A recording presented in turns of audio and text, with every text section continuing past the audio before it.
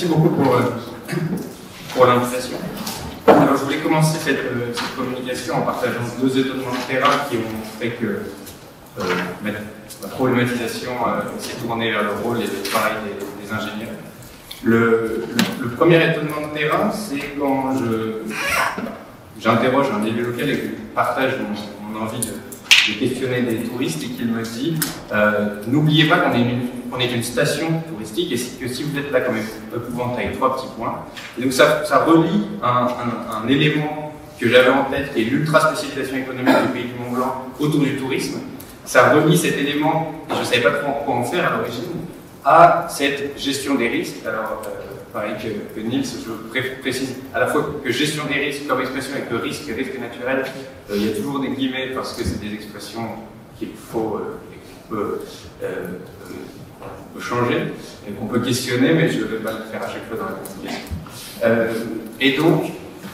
cette citation exacte, à la fois me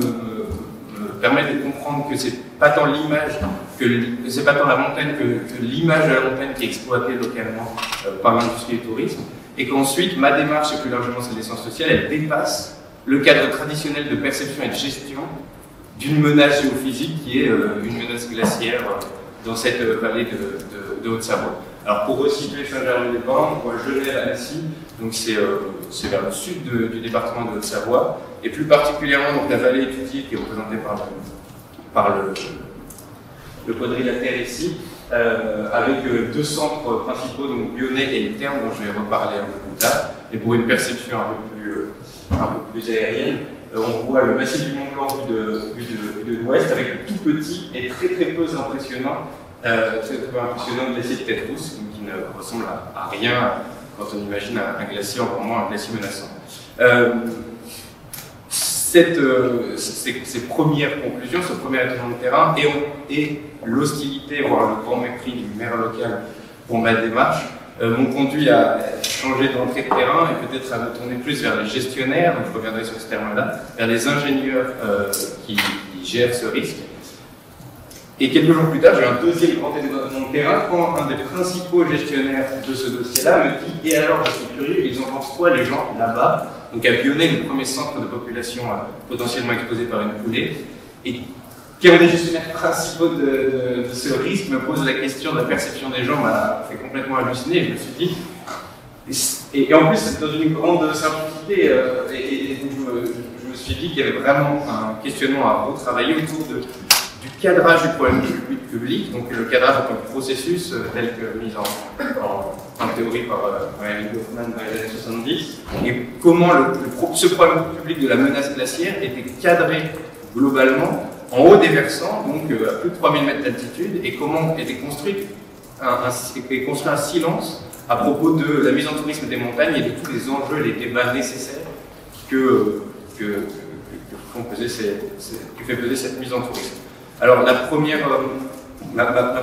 partie, c'est un petit détour historique d'abord, parce qu'il faut savoir que ce risque-là,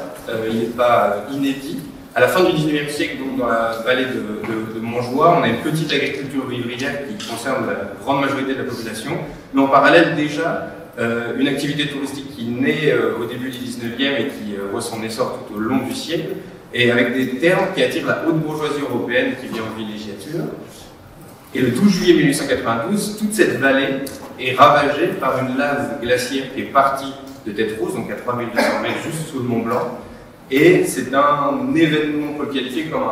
une catastrophe majeure, qui aujourd'hui est pensée comme la plus grosse catastrophe glaciaire de l'histoire d'Europe. Et c'est un événement anthropologique qui induit une rupture d'intelligibilité dans le quotidien pour la majorité de la population, les témoins, les acteurs. L'événement est extrêmement médiatisé. J'ai fait,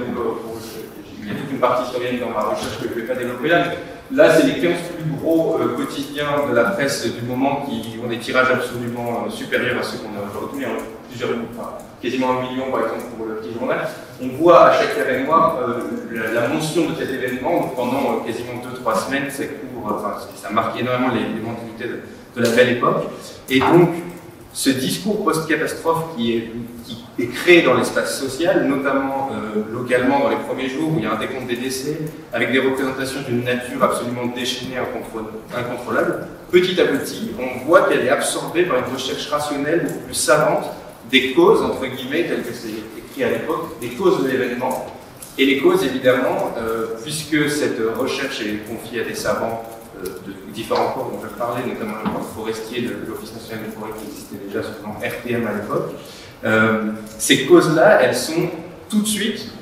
positionnées en haute montagne et notamment dans le glacier Tête-Rousse. Et donc on dit la catastrophe est liée au glacier, rien d'autre, pas à l'aménagement, pas déjà au positionnement des termes dans un ballon absolument exigu, pas à tous ces facteurs sociaux-là. Et donc on a une transition dans le discours social depuis une catastrophe absolument inimaginable vers un problème purement technique, et donc la résolution de ce problème et l'évitement du retour d'une telle calamité, pour prendre une expression de l'époque, il est réalisé par les travaux forestiers entre 1999 et 1904. Et donc on peut voir par exemple une semaine après une du Petit Parisien illustré où une femme éplorée est sauvée par un homme avec des blocs de la taille de l'église, alors qu'il n'y a pas d'église à Lyonnais, mais ça c'est un autre sujet, avec une représentation absolument pathétique de l'événement. Et 10 ans plus tard, 5 fiers forestiers à 3000 mètres d'altitude qui ont réussi partiellement en tout cas à vidanger le glacier et qui posent pendant plusieurs minutes à l'époque, mais devant le photographe de RTM. Donc il y a vraiment cette transition dans les 10 premières années, et très vite en fait avec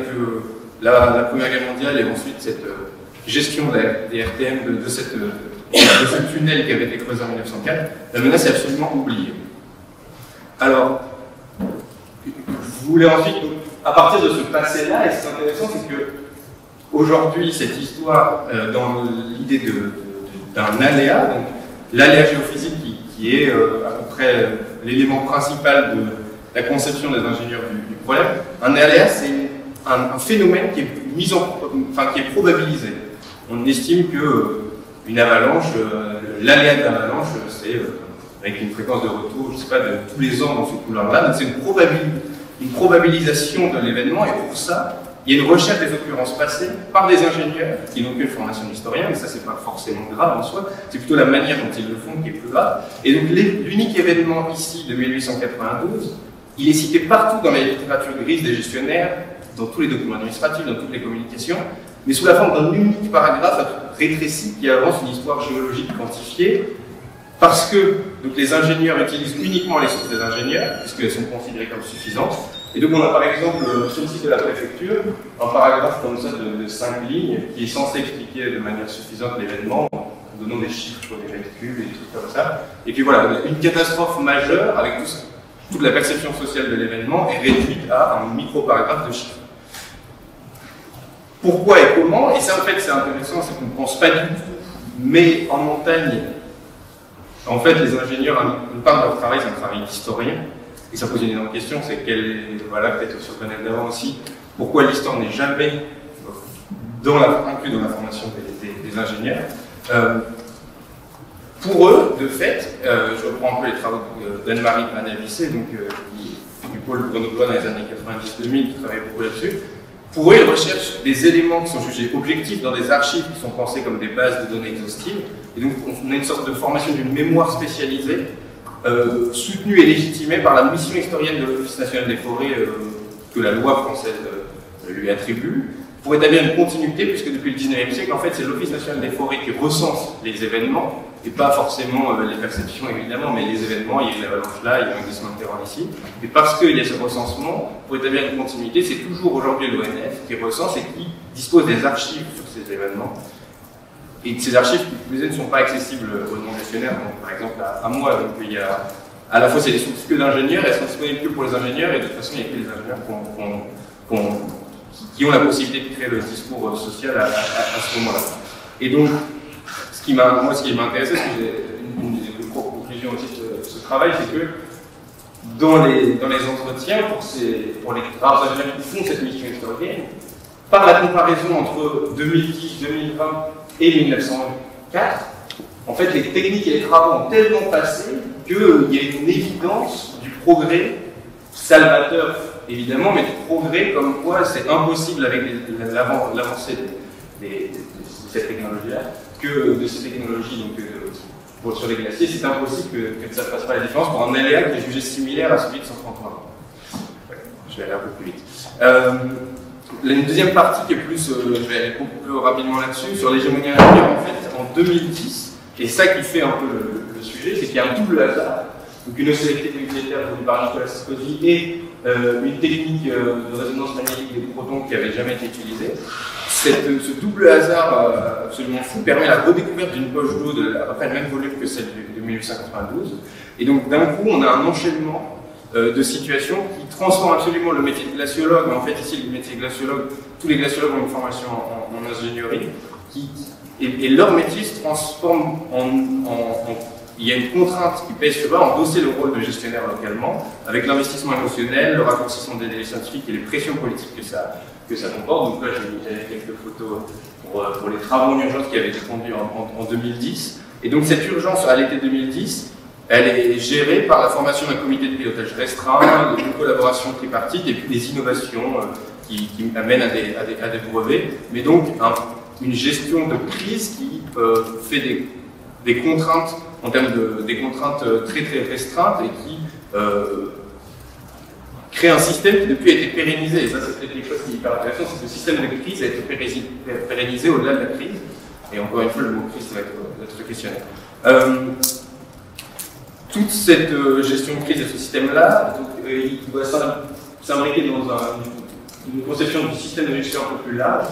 qui est en manière d'expert, qui est extérieur au territoire. Et ça, je pense que c'est hyper important à indiquer, c'est que je dis gestionnaire et ingénieur parce que tous les gestionnaires de risque sont ingénieurs. Sans exception, que ce soit préfecture, ministère, l'ONF, les syndicats mixtes, les entreprises privées ou les scientifiques glaciologues, aucune exception à part le maire et le préfet. Et leurs deux points communs, c'est l'ignorance et la logique sociale à l'œuvre, et ça, c'est mon stade qui ressort des entretiens, mais surtout leur extériorité au territoire, qui n'est pas forcément disqualifiante en soi, mais qui induit beaucoup de choses, on en reviendra peut-être plutôt dans la question. Et tous ces acteurs forment une sorte de coalition discursive qui impose un vocabulaire réducteur. L'idée de risque naturel qui est partout présente, tout le temps, par tout le monde, est un de ces vocabulaires imposés et qu'il faudrait questionner. Et surtout, comme la citation le montre, ensuite c'est une citation d'entretien, d'une gestionnaire assez en plus placée aussi, qui me dit « Nous, c'est une gestion de risque naturel et de risque économique. » Donc en fait, même cette idée de risque naturel n'est absolument pas comprise par les gestionnaires, puisque pour eux, le risque naturel est amalgamé à l'aléa même, seulement la composante donc géophysique. Et pour ma troisième partie, elle va être extrêmement rapide, mais tout ça pour dire que cette gestion locale, elle s'appuie sur on va dire des conceptualisations beaucoup plus larges qui sont partagées par les ingénieurs et les gestionnaires de risque beaucoup plus largement, donc avec une démarche très symbolique de leur travail, qui est la création de bases de données sur des événements types. Ici, donc, les ruptures de poches d'eau glaciaire. Donc, pour donner juste une idée, la base de données mondiale qui existe en ce moment recense des événements partout dans le monde depuis 850 après Jésus-Christ, uniquement à propos de rupture de poche d'eau, que c'était 5 cm de plus dans un fleuve ou une catastrophe comme celle de Saint-Gervais, sans classement, sans distinction quelconque entre tous ces micro-événements et ces catastrophes majeures. Le but, c'est de faire une mise en série et très rapidement, ça c'est les 80 acteurs et actrices qui ont été rencontrés pour créer le plan gouvernemental en 2022. Sur 80, il y a à peu près 0 spécialistes des sciences humaines et sociales sur la question de risque glaciaire, non pas d'aléa, de risque. Bon, ça montre aussi l'orientation de la politique publique. Et je ne vais pas revenir là-dessus parce qu'il faut que je conclue. Je conclurai juste en indiquant, et ça fera aussi écho aux deux premières communications, l'hégémonie de certains concepts dans l'action publique. Alors, le contresens de la mémoire du risque, qui, on en reviendra peut-être, c'est une expression qui ne veut absolument rien dire. Le concept de culture du risque, qui a été montré largement inopérant par Julien Langumier. Et puis, une notion hyper problématique de fréquence de retour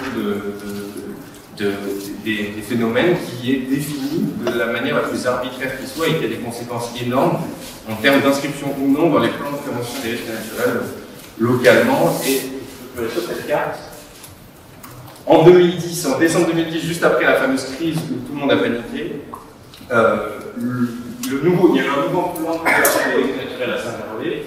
puisqu'il n'y avait eu une catastrophe que 130 ans auparavant, la fréquence de retour de cet aléa était jugée au-delà du centenal, donc